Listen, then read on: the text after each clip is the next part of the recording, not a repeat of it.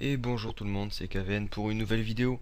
Alors cette fois-ci, ça sera un tuto. Ça faisait un bon moment que j'en avais pas fait. Depuis un moment, je faisais que des présentations et tout ça. Et là, je vais revenir au tuto. Donc aujourd'hui, qu'est-ce qu'on va apprendre à faire? On va essayer de faire ça, voilà.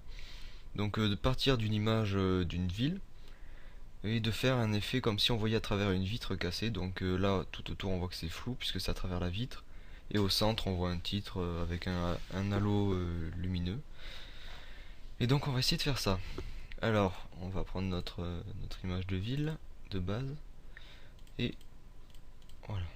Donc, une fois qu'on a fait ça, déjà on déverrouille le calque et on le duplique, CTRL-J, pour éviter de travailler sur l'original. Donc, la première chose qu'on va faire, c'est la repencher. Parce que si vous voyez bien, là la tour elle est penchée, on dirait une tour de Pise quoi. Et on va modifier ça, donc CTRL-T, et on va venir basculer pour essayer de remettre ça droit. Donc vous pouvez faire ça bien en mettant une règle ici là, en faisant affichage nouveau repère. Mais moi j'ai pas besoin de le faire. Enfin pour le tuto on va dire qu'on n'a pas besoin de le faire, puisque on va faire quelque chose d'assez rapide. Alors hop, ensuite on va recadrer pour enlever les zones transparentes qu'il y a autour de la photo. Puisqu'on l'a basculé, hop, et hop. Voilà. Donc on a notre photo. Une fois qu'on a fait ça, déjà on va modifier la vibrance et la saturation. Donc pour cela, on va dans Images, Réglages et Vibrance. Donc on va baisser pas mal la saturation, hein. N'hésitez pas à descendre. Aux alentours de moins 70, ça doit être pas mal. Ouais, c'est pas mal. Et vibrance, on va l'augmenter aux alentours de 15. Ouais, 15, 16. Voilà, 15. Une fois qu'on a fait ça, on va faire notre texte. Donc je prends moi la police pyrulène. Avec une couleur, on va choisir quelque chose de bleu, bleu clair, bleu vert clair. Comment je pourrais choisir ça? Hop, voilà par exemple.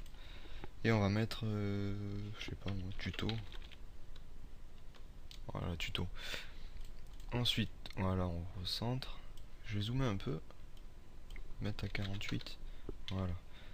Donc, on a le texte. Ensuite, on va pixeliser le texte. Donc, clic droit sur le texte ici. Et voilà, on clique sur pixeliser. Ensuite, on va faire un masque de fusion. On prend le pinceau avec une forme de grunge. Alors, moi je vais prendre 19 et celui-là là. Après, vous mettez grunge, brush grunge sur Google, vous en aurez plein. Donc, couleur noire, je suis bien sur le masque de fusion. Et je vais venir essayer de faire disparaître le dessous un peu, histoire de faire quelque chose qui s'incruste à peu près dans le fond. On va faire comme ça, encore un coup, un peu trop. Et on va baisser l'opacité. Donc, moi je vais descendre pas mal là. Ouais, 50%, un peu plus de 50%. Après on peut modifier la couleur si vous voulez la redéfinir ou quoi. Donc moi je vais dire que ça c'est pas trop mal comme ça. Une fois qu'on a fait ça, on va faire le halo lumineux, puisque vous voyez là, j'ai fait un halo lumineux. Alors pour cela, on fait un nouveau calque, on le remplit de noir, donc, hop, on remet en noir, on le remplit, et on va dans filtre, rendu halo. Et donc là vous voyez, il y en a plusieurs types, hein. Moi je vais prendre le premier, 50-300, et je laisse la luminosité à 100%, hop, je fais OK, et on passe le calque en mode superposition. Voilà. Donc après vous pouvez modifier l'emplacement du halo lumineux. Moi je vais le laisser ici comme ça, voilà. Hop. Après vous voyez hein, par rapport à votre texte, l'effet que vous voulez faire, si vous le laissez comme ça ou pas. Donc une fois qu'on a fait ça, on va en fait faire l'effet de vitre cassée quoi. Donc pour cela on fait un nouveau calque et tout simplement avec un brush de vitre cassée. Donc c'est Broken Glass que j'ai pris moi. Et on va prendre un truc qui fait une sorte de trou, hein, puisque c'est le but. Ouais, ça. Celui-là était pas trop mal. Donc couleur noire, et on va faire ça, voilà, par exemple. Bon, peut-être pas, celui-là il est un peu moche. On va refaire ça avec, voilà, celui-là. Celui-là est pas mal du tout. Donc on va faire là par exemple, comme ça. Et pour agrandir le trou en fait, on va faire un truc, c'est qu'on va tourner le brush. Voilà. Et on va venir faire une sorte de jointure ici. Hop. Et on va venir gommer ce qui nous plaît pas au centre. Donc je prends un brush rond soft. Enfin à bord soft. Hop. Voilà. Bon, je fais à peu près, hein, mais si vous voulez faire vraiment un truc très propre, il suffit de s'appliquer. Hop. Ouais, CTRL Z là. Voilà. On va quand même essayer de faire un truc bien. Tac. Voilà. Bon là c'est pas trop mal. Et maintenant ce qu'il faut faire c'est un effet de flou puisque on voit à travers la vitre. Donc pour faire ça, on va... Merde. Excusez-moi. On fait... je sais plus s'il y a besoin de faire un nouveau calque. On va faire un au cas où. On se place ici. On va sélectionner tous les calques. Sauf l'original qu'on a caché. Et sauf celui où il y a les broches de vitre cassées. Et donc on va maintenir CTRL, ALT et E maintenu. Ça va permettre de faire un nouveau calque avec tous les trois trucs qu'on a, tous les trois calques pardon qu'on a sélectionnés fusionnés. Donc celui-là finalement il servait à rien.